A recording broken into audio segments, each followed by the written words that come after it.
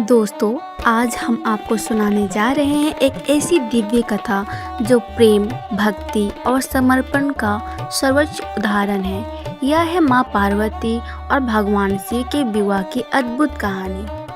पौराणिक कथाओं के अनुसार हिमालय राज की पुत्री पार्वती का जन्म ही इस उद्देश्य से हुआ था कि वे भगवान शिव के अर्धांगिनी बने। उनका पिछला जन्म सती के रूप में हुआ था, लेकिन अपने पिता दक्ष द्वारा शिव का अपमान सह न पाने के कारण सती ने अपने प्राण त्याग दिए। उसके बाद सती ने पुनः पार्वती के रूप में जन्म लिया ताकि वे फिर से शिव से मिल सके। पार्वती बचपन से ही महादेव की भक्त थी। वे घंटों ध्यान लगाती, शिव की मूर्तियों को सजाती और महादेव का नाम जप करती। हिमालय राज और रानी मैना देवी को भी पता था कि उनकी पुत्री के हृदय में शिव के प्रति गहरा प्रेम है। सती के वियोग के बाद भगवान शिव गहन तप में लीन हो गए थे। वे कैलाश पर्वत पर समाधि में बैठे रहते, संसार से दूर, विरक्त। उनके मन में विवाह का कोई विचार नहीं था। वे केवल ध्यान, योग और समाधि में डूबे रहते।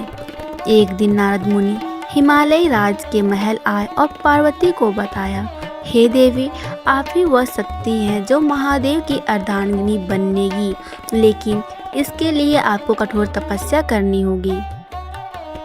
पार्वती ने निश्चय किया कि चाहे कितनी भी कठिनाई क्यों न आए, वे शिव को पति रूप में प्राप्त करके ही रहेगी। पार्वती ने अपने महल की सुख सुविधाओं को त्याग दिया और जंगल में जाकर तपस्या शुरू कर दी। पहले वे सिर्फ फल खाती, फिर पत्तों पर जीवित रहती और अंत में केवल जल और वायु पर निर्भर रहती।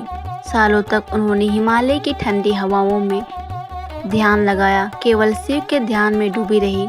शिव ने पार्वती की भक्ति और तप को परखने के लिए एक वृद्ध ब्राह्मण का रूप धारण किया और उनसे कहा, हे कन्या, आप इतने कठोर तप से क्या पाना चाहती हैं?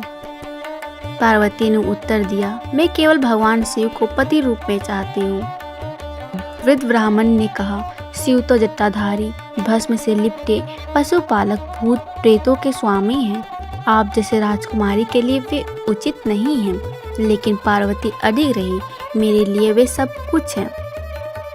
पार्वती की अटूट श्रद्धा देकर भगवान शिव अपने असली रूप में प्रकट हुए। उन्होंने पार्वती को आशीर्वाद दिया और विवाह के लिए सहमति दे दी।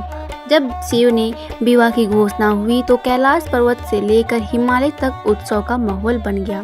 शिव ने अपनी बारात की तैयारी की, लेकिन उनकी बारात साधारण नहीं थी। इसमें भूत, प्रेत, योगी, सिद्ध, गण, राक्षस और नंदी बैल शामिल थे। वे भस्म से लिपटे, जटाओं में गंगा और मस्तक पर अर्धचंद्र धारण किए, डमरू और नगारों के गूंज के साथ चल पड़े। हिमालय राज के महल में जब वह विचित्र बारात पहुंची तो लोगों के मन में भय और आश्चर्य दोनों थे। माँ मैना देवी तो घबरा गई और सोचने लगी कि यह कैसा वर है। लेकिन तभी नारद मुनि ने कहा, हे देवी, यह केवल शिव का बाहरी रूप है, असली रूप तो अति सुंदर और दिव्य है। माँ पार्वती की इच्छा पर भगवान शिव ने अपना रूप बदल दिया। वे रत्नों से सजे सुनहरे वस्त्रों में, गले में मणियों की माला और हाथों में त्रिशूल धारण किए हुए इतने सुंदर लगे कि सब मोहित हो गए। फिर मंत्रों की गूंज के बीच सभी देवताओं, ऋषियों और गणों की उपस्थिति में महादेव और पार्वती का विवाह हुआ। धरती पर फूल बरसे, आकाश में अप्सराएं नाचने लगी और संपूर्ण सृष्टि इस दिव्य मिलन की साक्षी बनी। शिव और पार्वती का विवाह केवल दो व्यक्तियों का नहीं बल्कि शक्ति और शिव के मिलन का प्रतीक है। यह बताता है कि बिना शक्ति के शिव और बिना शिव के शक्ति अधूरी है। मित्रों, माँ पार्वती और भगवान शिव का यह विवाह हमें सिखाता है कि सच्चा प्रेम और समर्पण असंभव को भी संभव बना सकता है। जब निश्चय पवित्र हो और भक्ति सच्ची, तो महादेव स्वयं अपने भक्तों के जीवन में उतर आते हैं।